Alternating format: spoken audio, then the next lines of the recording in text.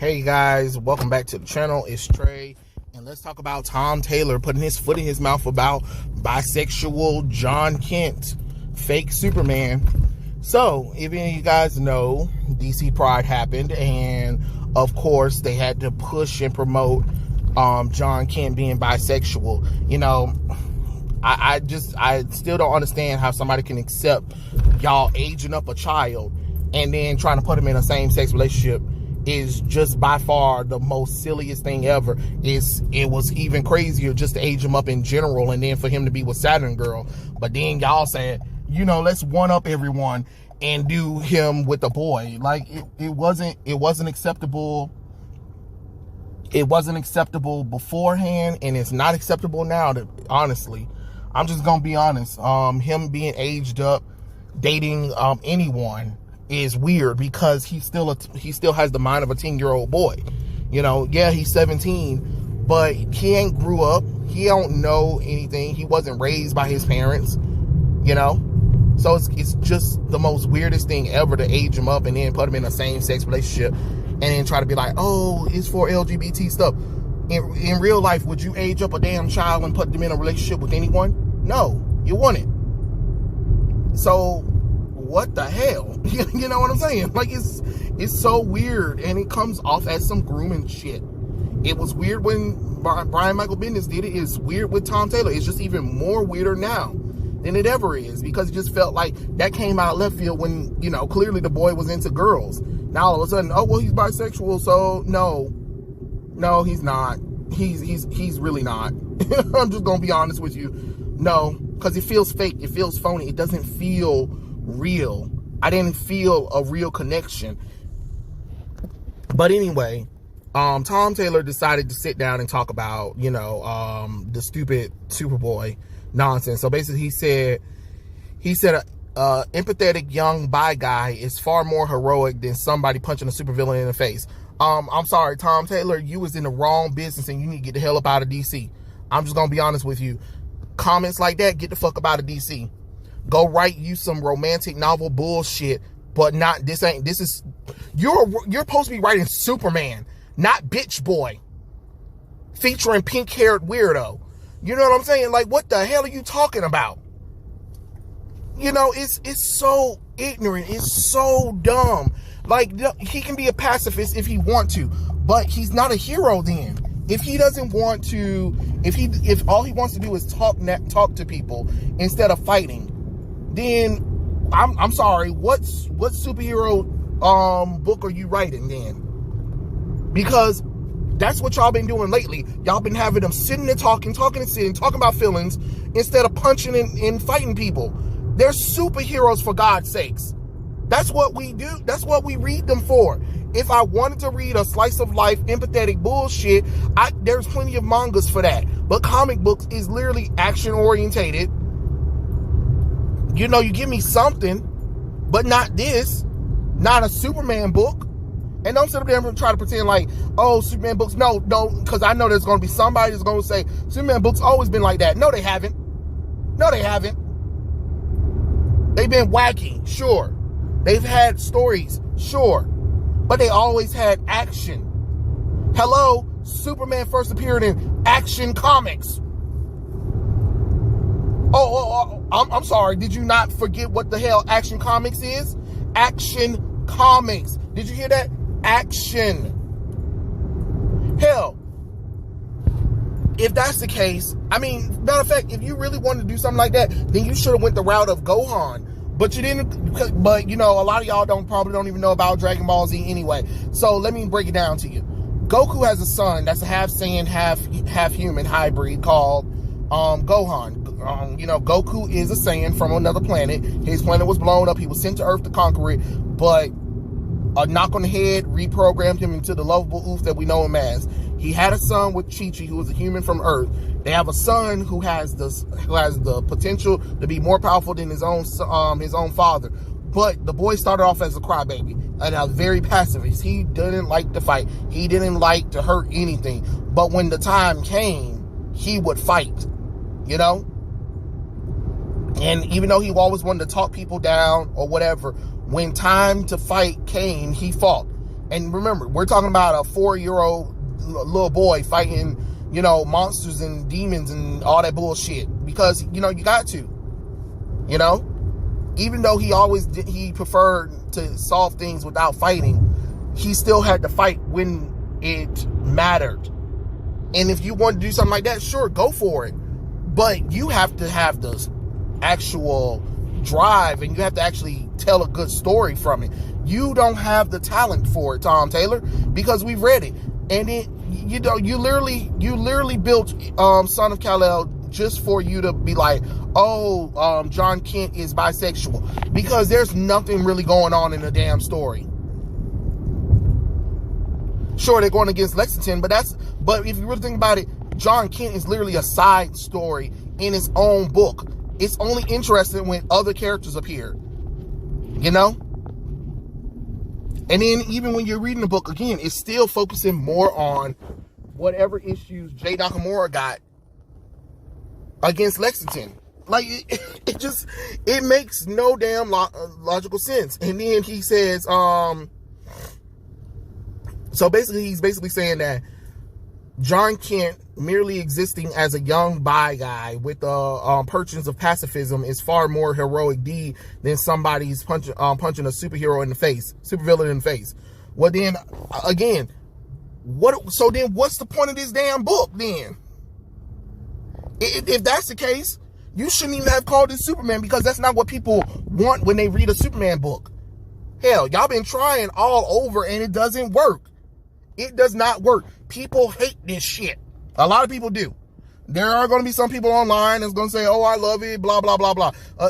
Yeah, we're talking about majority over minority. Majority people do not like it.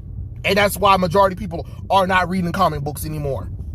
I mean, even though it was a niche thing, but you took away the majority in that niche market to get some people who never really cared about the comic books in the beginning. But, you know, hey, it is what it is, right? Am I right? Right? Okay, cool. He was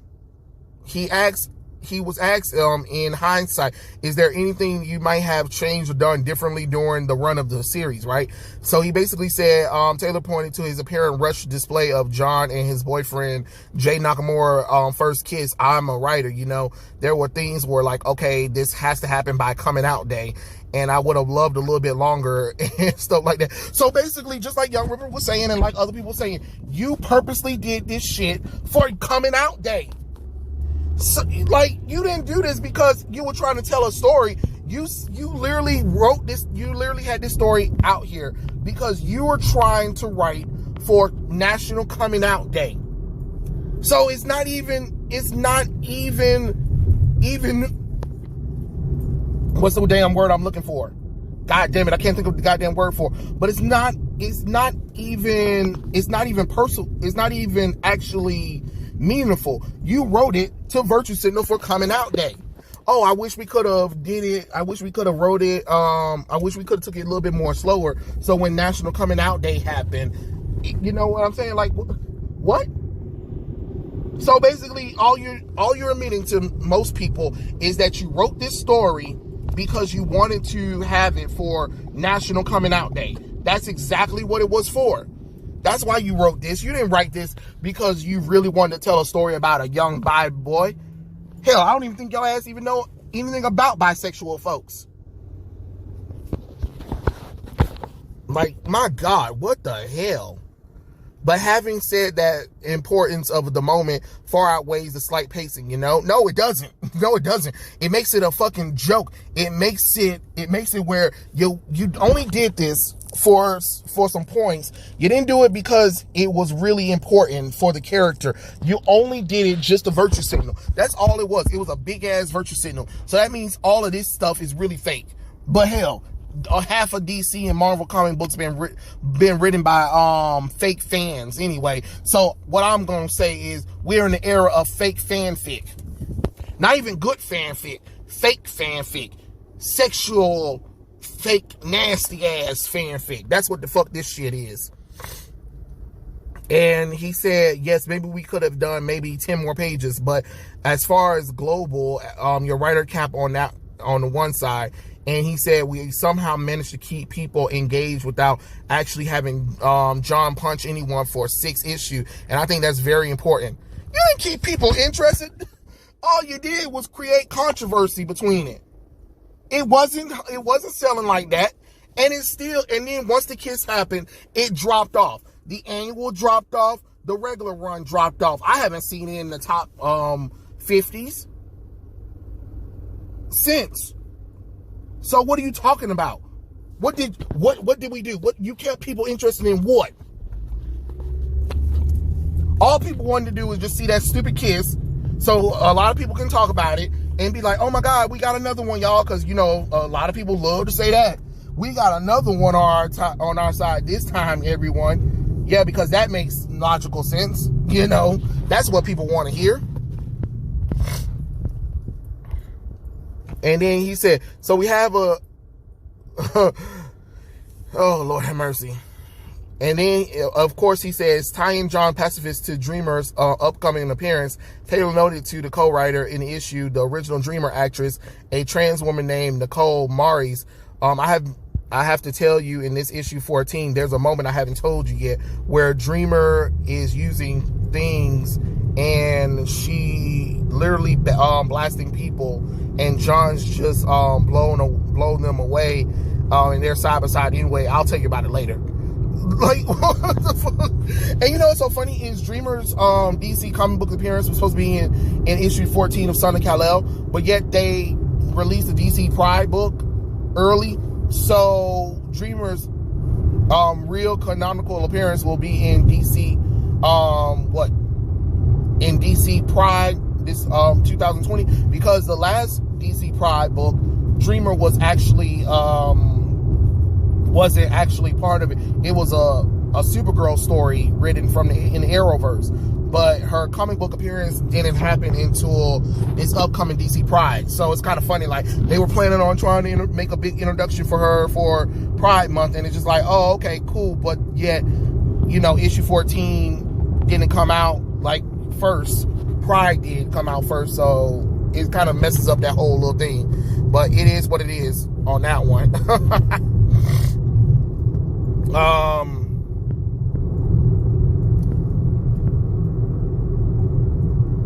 And then, of course, he was talking about how Jon wants to get people to feel confident and feeling safe after the apparent death of the Justice League, but nobody really trusts him or trusts Jon Kent's judgment, because it's Jon Kent.